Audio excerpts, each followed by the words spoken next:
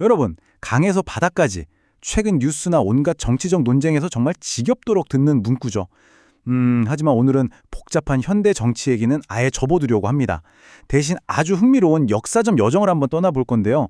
수백 년 전 청교도 신학자들에게 이 문구는 과연 어떤 엄청난 우주적인 의미를 담고 있었을까요?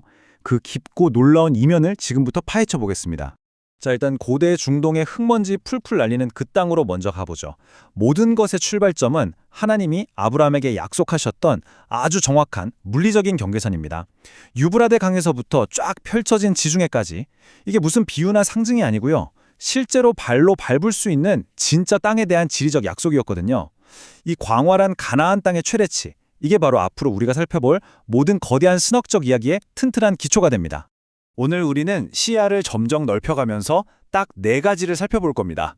지리적 의미, 구속사적 의미, 언약 신학적 관점, 그리고 마지막으로 성도에게 주는 교훈. 이렇게 순서대로 가보겠습니다. 그럼 첫 번째 내용부터 바로 시작하죠. 지리적 의미, 그 구체적인 토대에 대한 이야기입니다. 창세기 15장 다들 아시죠? 하나님이 아브라함에게 애굽강에서 유브라데 강까지 주겠다고 하신 그 약속 말이에요. 여기서 정말 흥미로운 건 이 약속이 그냥 성경책 속 글귀로 끝난 게 아니라는 겁니다. 훗날 다윗과 솔로몬 시대에 이르면 이게 역사적으로 거의 완벽하게 실현되거든요. 아브라함 한 사람에게 주셨던 그 아득한 약속이 수백 년을 거쳐 거대한 영토로 완성되는 꼴이 참 대단하죠? 지상에 세워진 신정국가의 영광이 그야말로 정점을 찍었던 아주 찬란한 역사적 성취였습니다. 자, 이제 땅의 역사에서 영적인 현실로 시선을 확 옮겨보겠습니다. 두 번째, 구속사적 의미와 그리스도의 통치입니다. 사실 여기서 청교도들의 진짜 통찰력의 빛을 발하거든요. 그들은 시편 72편에 나오는 그가 바다에서부터 바다까지와 강에서부터 땅끝까지 다스리리니 라는 말씀을 그냥 옛날 이스라엘 영토 이야기로만 읽지 않았습니다.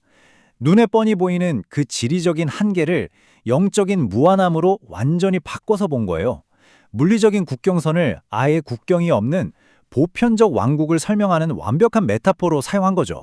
그러니까 청교도들에게 강에서 바다까지라는 건 지도에 펜으로 그어놓은 선 그 이상이었습니다. 복음이 유대 땅이라는 좁은 울타리를 부수고 온 열방으로 폭발하듯 뻗어나가는 예언적 비전이었던 셈이죠. 특정 민족만 누리던 그 배타적인 축복이 인종, 국가, 문화, 이 모든 벽을 허물고 전 인류에게 쏟아지는 겁니다. 중동의 그 작은 땅덩어리에서 시작된 통치가 우주 전체를 덮어버리는 엄청난 권세의 확장이 거죠. 이건 영토가 좀 넓어졌다 수준이 아니라 우주적 차원에서의 왕권이 대이동하는 걸 선포하는 거였습니다. 이 확장의 과정을 쭉 따라가 보면 정말 기가 막힙니다. 1단계인 고대 이스라엘, 즉 눈에 보이는 가나안 땅에서 출발했잖아요. 이게 2단계로 넘어가면 교회가 전 세계로 뻗어나가고 우리 삶의 모든 영역으로 복음이 침투합니다.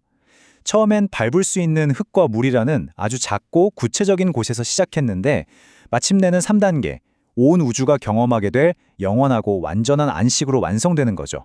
이건 조금씩, 하지만 절대 멈추지 않는 거대한 신학적 확장입니다. 이어서 세 번째 단계로 넘어가 보죠. 언약 신학적 관점에서 보는 하나님의 신실하심입니다. 여기서 우리는 인간의 실패와 하나님의 성공이 아주 극명하게 대비되는 걸 볼 수 있어요. 생각해보세요. 이스라엘 백성은 불순종했고 결국 그 좁은 물리적 경계 안에서조차 제대로 된 안식을 누리지 못했습니다. 완전히 실패했죠.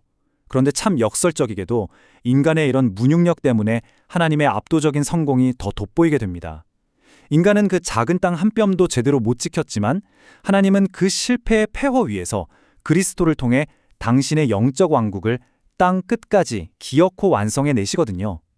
우리의 연약함이 하나님의 광대하신 신실하심을 결코 막을 수 없다는 것, 이게 바로 언약신학의 핵심입니다.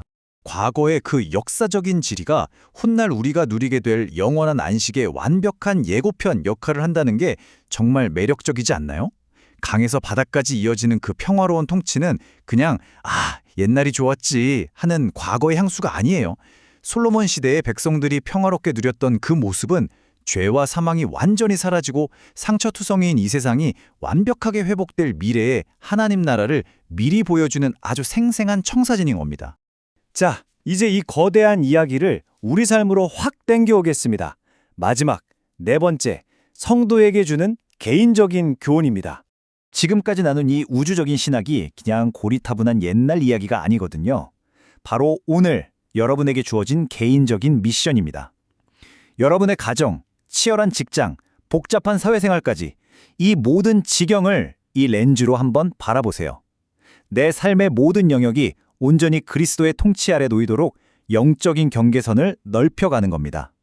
매일 출근하는 사무실이나 가족과 있는 거실, 심지어 내 마음속 깊은 감정의 영역까지 말이죠.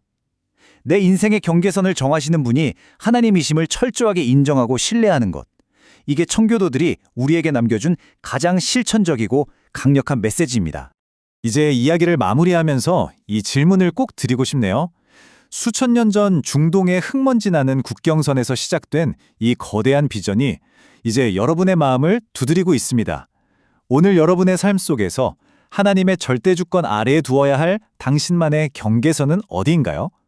혹시 아직 통치권을 내어드리지 않고 굳게 닫아둔 영역이 있다면 그곳이 어디인지 오늘 한번 깊이 생각해 보셨으면 좋겠습니다. 함께 해주셔서 감사합니다.